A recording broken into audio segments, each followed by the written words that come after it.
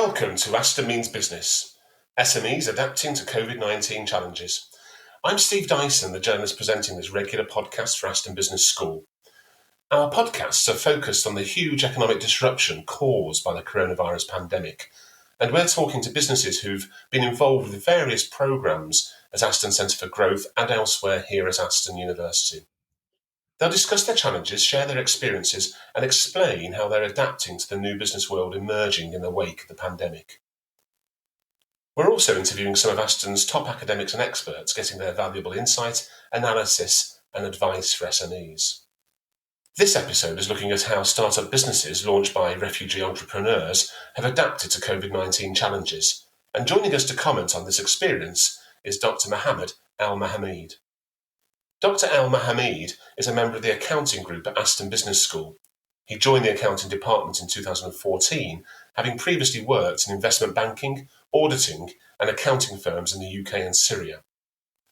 As well as his lecturing in accounting, he also currently leads the RWAD project, helping disadvantaged entrepreneurs with a refugee background. Hello to you, Dr. Al Mahameed. Hello, Steve, and thank you so much for having me. And please call me Mo. Oh, thank you very much. That will certainly help my pronunciation. Please bear with us, our listeners, as we're still carrying out our recordings remotely online to make sure we conform to the government's safe distancing advice.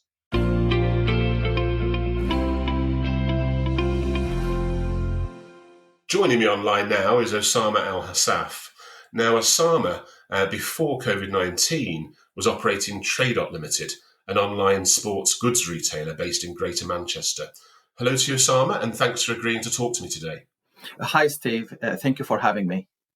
No problems at all. Osama, tell us a bit about your background. Before arriving in the UK, the war in Syria escalated and destroying our entire family business. It was Silver Shop and putting the lives of my family and I in a great risk. So we were left with no choice to a safer future elsewhere. My journey, it was absolutely tough and involved difficult and dangerous travel until I completing my journey to UK. And then your family came afterwards? Yeah, then I applied for family reunion to come to join me. Once you were in the UK, how did you manage to start back in business and to make a living again? I can say that I faced countless of challenges and issues to deal with. Emotionally, it was hard for me to comprehend that I had lost everything I worked to build in my life, and I needed to adapting to completely new system and a new environment, especially without support from extended family members or friends. Then I find a job in Tesco Direct as a call center, which is give me some knowledge or a bit knowledge about online business in UK and customer communication. But I found myself still need more knowledge to understand the market. It wasn't enough for me. Then I heard about RWAD project, this in Aston Business School with Dr. Muhammad. It was informative experience in the physical steps. So as well as it helped me to break my fears at that time.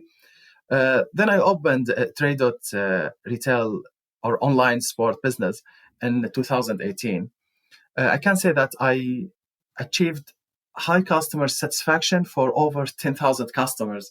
I can say it was absolutely fantastic starting. Yeah, and just so our listeners understand, the RWAD scheme, which is spelled RWAD, that stands for pioneers, and it was almost an entrepreneur scheme run at Aston, wasn't it? Oh, yes. It's give opportunity to people who are trying to run a business or in our situation, they need some knowledge or experience to break their fears. Actually, if I'm talking myself, I have strong business background, but still it's difficult for me to start a business in the different culture. So RWAD project has helped me to jump in this struggle. Now, Trade Limited, as you said, you had some 10,000 customers and it was going very well in terms of your supply of sports goods. But then, of course, COVID-19 came along and the pandemic had a big impact on your business. Tell us about that. Actually, let me be honest with that. First week of COVID-19, the sales went up over 50%. As it's a sport direct and the people, sport staff and the people start using at home. Then I recognize that we have short stock and we're gonna be in trouble. Even the shipping costs for importing become very expensive and taking longer than usual, sometimes over 3 months. So suddenly everything stopped, unfortunately.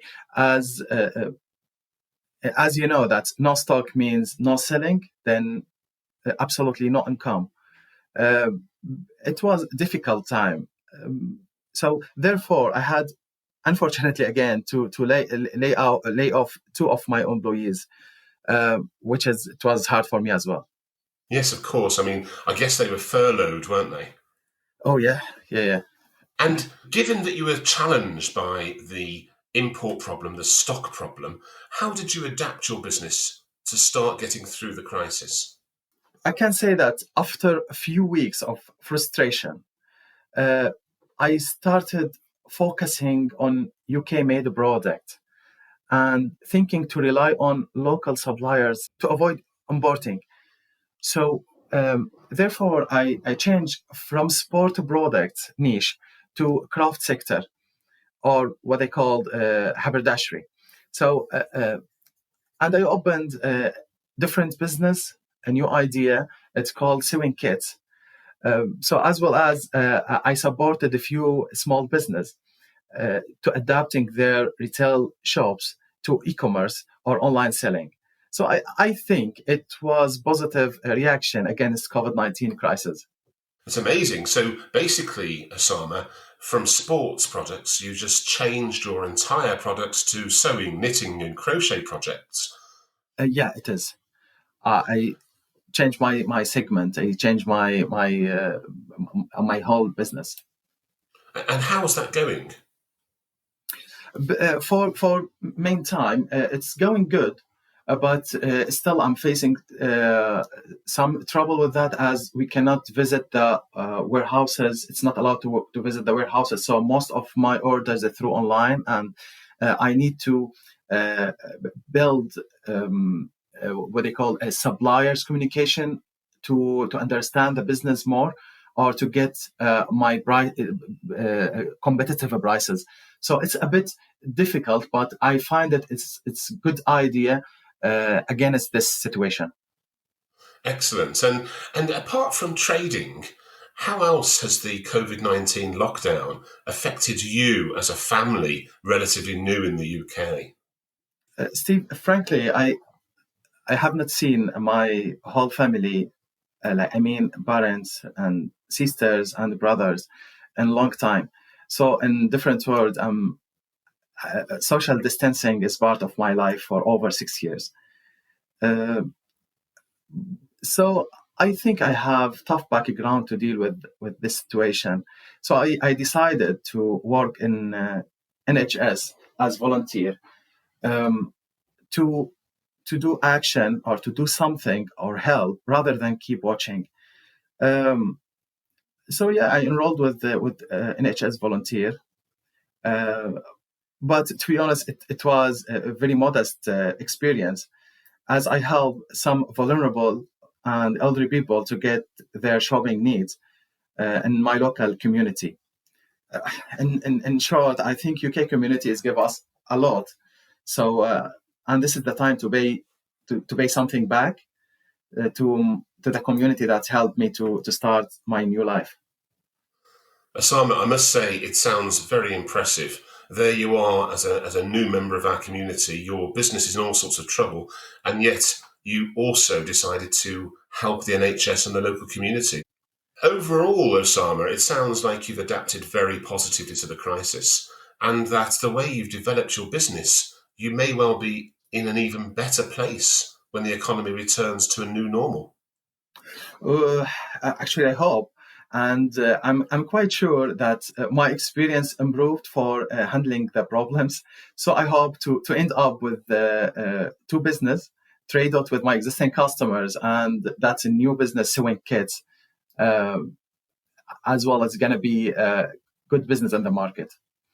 Well, good luck to you with that. And finally, Osama, for other businesses out there, especially new businesses like yours, perhaps operated by other former refugees, what advice do you have for them on how to adapt to the COVID-19 crisis?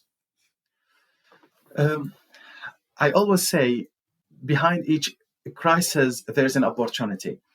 So I would say um, people behavior in COVID-19 has been changed. So as entrepreneurs, we need to change our thinking or think out of the box as well. So for instance, I think adapting physical shops on highways to e-commerce business or online business, it's a solution to minimize the risk in this recession. Many thanks for joining us today. It's really been interesting listening to how you and your family arrived here and how you've adapted. And best wishes to you, your family, and both your businesses, Tradot and your new business, Sewing Kits. Many thanks. Thank you very much indeed. Hopefully still with me is Dr. Al Mahameed, the lecturer in accounting at Aston Business School and the academic who focuses on refugee entrepreneurship. Mo, you heard the interview with Osama Al Assaf, and it reveals quite a traumatic personal story about the warfare he faced in Syria and his escape from the country. And yet, despite this incredible challenge, Osama threw himself into setting up and launching a new business, Trade-Off Limited. It was an impressive achievement in itself, wasn't it? Indeed. Osama came here in 2016 after all that journey and the hardship thousands, maybe millions of Syrians faced in Syria and outside Syria also, who succeeded to come to Europe and the UK. They encountered a very hard and tiring journey where many people were lost, and we saw on the media, the pictures of little kids who were drowned in the sea. It was disheartening and very hard. You actually wonder how they managed and how they came, and then they had all that power and energy to start think about a business and think about all these challenges might business came with, and then set up such successful business that they can live from, and in many cases, such as Osama case, actually thrive and take a little share in the market that they are very new to. So perhaps you can tell us more, Mo, about the RWAD project that you run at Aston that Osama referred to. Exactly what is it, and how has it helped Osama and other refugee businesses? Yeah, RWAD is actually a project that I started in 2013. Came from an idea when I was volunteering for an NGO in Swindon. A young guy, he came to me and said, let me know, or tell me how I can start a business in the UK. So I went through this with him. I was at that time in working in London in investment bank, and we went through how you can do your business plan, how you can sign up for more information in the job centers, and all of that. And from that point, more people came to me and asking very similar questions. And from that point, I thought, you know what, maybe there's something there, and it's worth to explore it and worth to give the service a little bit thought. So, and I did, and it was properly launched when I went to Aston University, when I changed my job from investment banking into academia, where it's more natural place for it.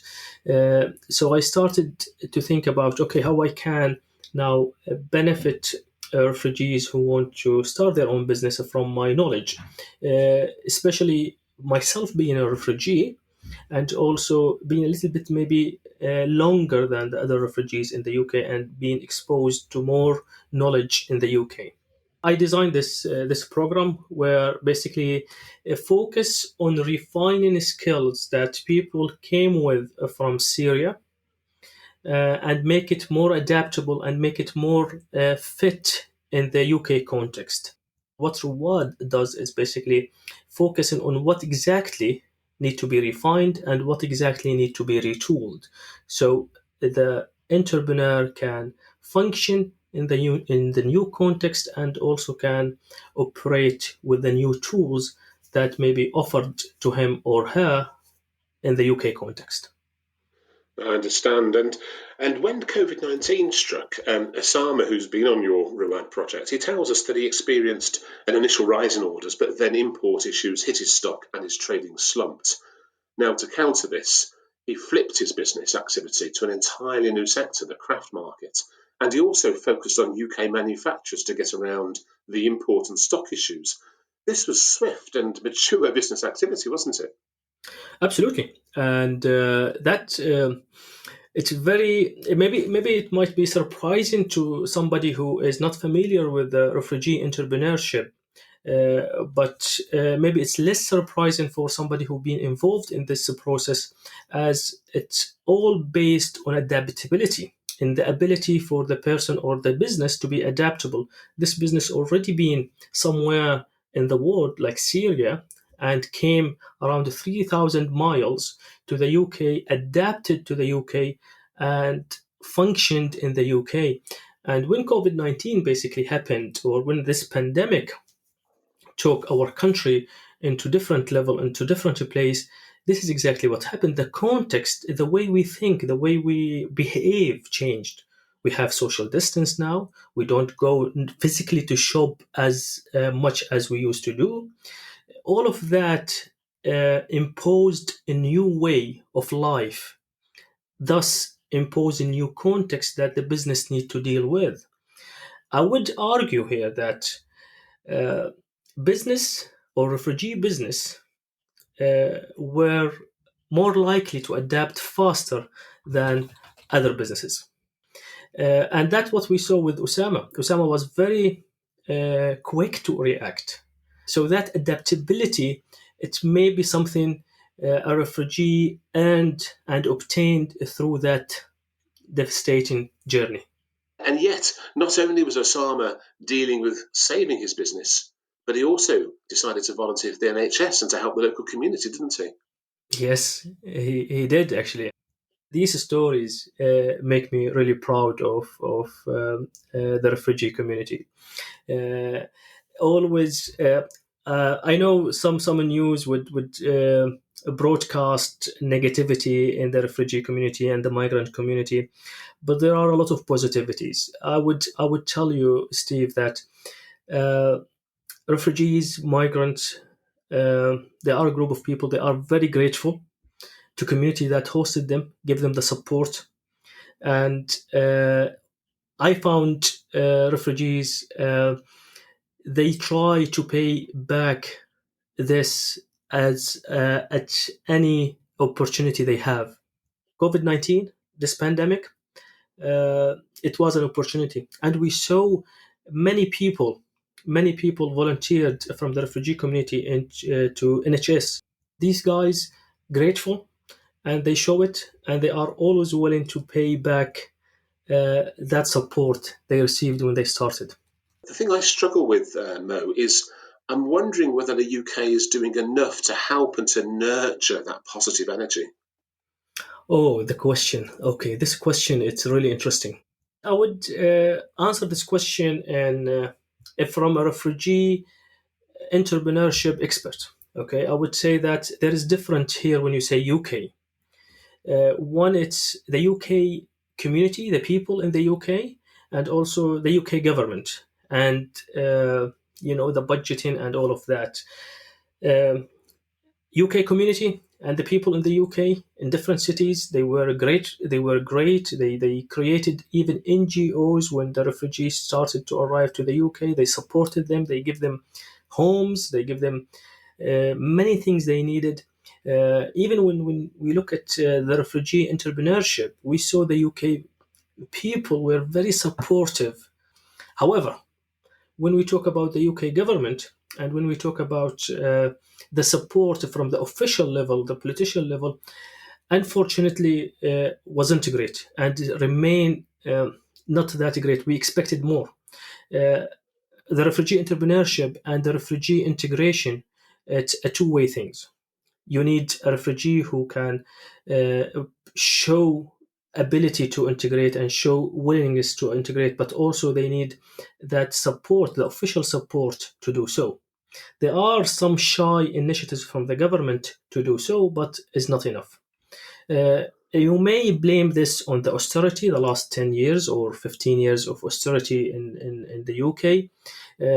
Issues like refugees was put aside, and not much thoughts went to this, not much, like, unfortunately you see some of the initiatives that led by the government is not uh, meeting the needs actually of the refugee entrepreneurship. The government is wasting money on things they don't mean much for the refugee integration or the refugee entrepreneurship process.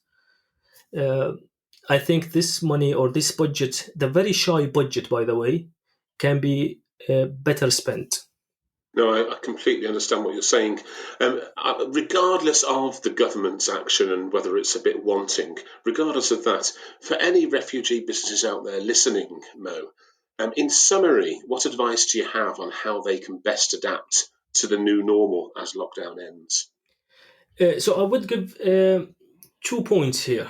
If I can make my advice into two sections. One is that I would tell every refugee in the UK and would like to go into business or would like to be entrepreneur in the UK, I would like to tell them this is one of the best countries in the world that would help you. There is a lot of support at all levels. Which, although I just said that the UK government and all that, but this country remain one of the best country to start your own business, and you will find a lot of support to do it. Mm-hmm. The second thing I would say, you as a refugee, you are the best candidate to overcome a pandemic. You have already been in one, and you succeeded. And I think you are the best candidate to go and beat this pandemic and give us your expertise. Tell us what you think and do your business and don't be worried. There are a lot of people support you. The UK community and the UK people and the system here allow you to do much more than you think. Mo, many thanks for joining us on today's podcast. It's been a real pleasure speaking with you. Thank you so much, Steve, and thank you for having me. That was Dr. Al Mahameed from Aston Business School, and would also like to thank Osama Al Assaf, who we spoke to earlier, the founder of Tradot and Sewing Kits. We'll be back soon to find out how other SMEs have adapted to COVID-19.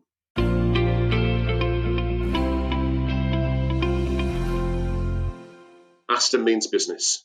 SMEs adapting to COVID-19 challenges. Thanks for listening.